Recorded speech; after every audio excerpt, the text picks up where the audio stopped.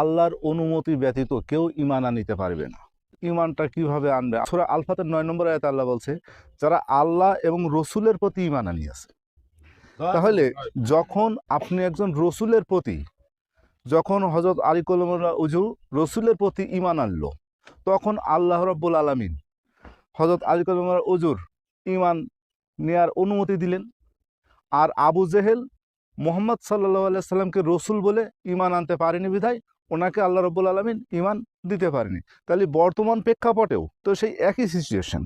তাহলে বর্তমান যদি কেউ ঈমান আনতে চায়, সেটার প্রক্রিয়াটা কি? সেটার প্রক্রিয়াটা হচ্ছে মুমিন থেকে যে সমস্ত রসুলগণ রয়েছেন বর্তমানে, অর্থাৎ সম্মুখ গুরু, যার যার গুরু তার তার রসুল, একজন মানুষ যখন এই রসুলের প্রতি ঈমান আনছে, ঈমান আনলে তখন তার আল্লাহ এবং রসুলের প্রতি ঈমান আনা হচ্ছে।